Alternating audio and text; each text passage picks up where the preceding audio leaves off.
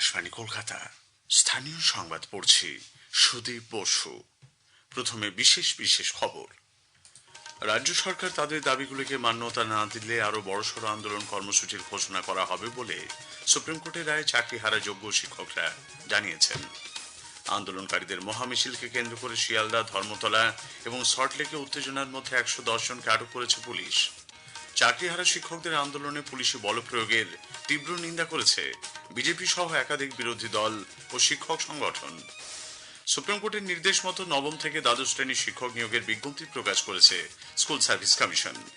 নদিয়ার কালীগঞ্জ বিধানসভা কেন্দ্রের উপনির্বাচনে কংগ্রেস প্রার্থী হচ্ছেন কবিল উদ্দিন শেখ। উত্তরবঙ্গ তথা আলিপুরদুয়ারের উন্নয়নে রাজ্য সরকার নানা কর্মসূচি ও প্রকল্প গ্রহণ করেছে বলে মুখ্যমন্ত্রী মমতা ব্যানার্জি জানিয়েছেন। রাজ্যে উত্তরের জেলাগুলিতে ভারী বৃষ্টির পূর্বাভাস আবহাওয়া দপ্তরের। বিক্ষিপ্ত বৃষ্টি হবে দক্ষিণবঙ্গে।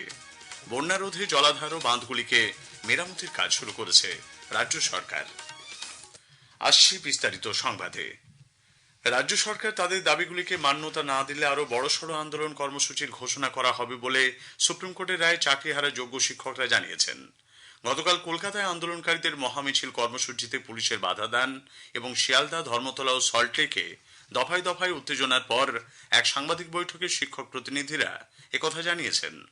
সমস্ত রকম প্রোটোকল মেনে পুলিশকে জানানো হলেও বলপ্রয়োগ করা হয় বলে শিক্ষক প্রতিনিধি মেহবুব মন্ডল জানান। পুলিশ যেভাবে খুঁজে খুঁজে আন্দোলনকারীদের বের করে এনে গ্রেপ্তার করেছে তা স্বৈরাচারী মনোভাবের পরিচায়ক বলেও তিনি উল্লেখ করেছেন। আমরা আগামী পরশুদিন গোটা রাজ্য জুড়ে, রাজ্যের মেন শহর জুড়ে আমরা নাগরিক সমাজকে নিয়ে ধিক্কার দিবস মিছিল পালন করব। এটা আমাদের ঘোষিত কর্মসূচি আজকে থেকে আমরা দিলাম এটার প্রতিবাদে। এবং যে সমস্ত শিক্ষক, শিক্ষিকা, শিক্ষাকর্মীদের অবাঞ্ছিতভাবে ধরা হয়েছে সেই তাদেরকে আমরা এখান থেকে ইমিডিয়েট তাদের কোন রকম আইনি জটিলতার বাইরে গিয়ে তাদের মুক্তির দাবি করছি। যদি এটা না হয় তাহলেও আমরা সেই রকম ব্যবস্থা নেব। উল্লেখ্য, মিছিলের পর শিয়ালদা স্টেশনে জমায়েত হতে শুরু হয় পুলিশি ধরপাকড়। পরে ধর্মতলা চত্বরেও একই রকম ভাবে আন্দোলনকারীদের টেনে হেঁচে প্রিজন ভ্যানে তোলেন পুলিশ কর্মীরা। সল্টলেকে দুপুরের পর আন্দোলনরত শিক্ষকরা মিছিল বের করলে বাধা দেয় বিশাল পুলিশ বাহিনী। একাধিক শিক্ষকের শরীরে পুলিশের লাঠির আঘাত দেখা যায়। এর প্রতিবাদে আগামীকাল রাজ্য জুড়ে ধিক্কার দিবস পালন করবেন চাকরি হারানো শিক্ষকরা।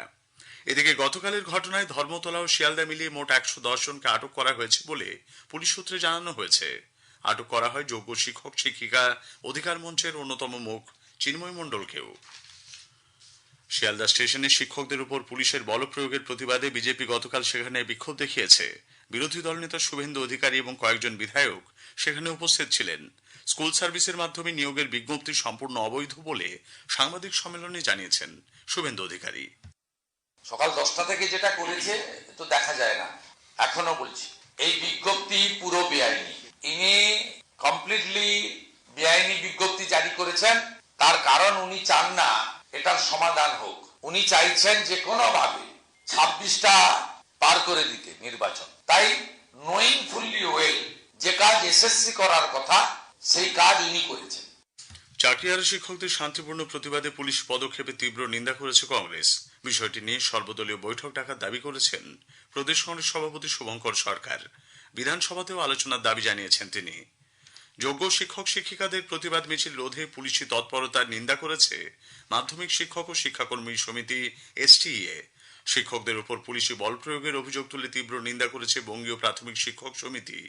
শিক্ষানুরাগী ঐক্যমঞ্চের সাধারণ সম্পাদক কিঙ্কর অধিকারী বলেছেন, স্কুল সার্ভিস কমিশনের নতুন নিয়োগ পদ্ধতিতে দুর্নীতির সুযোগ রয়েছে।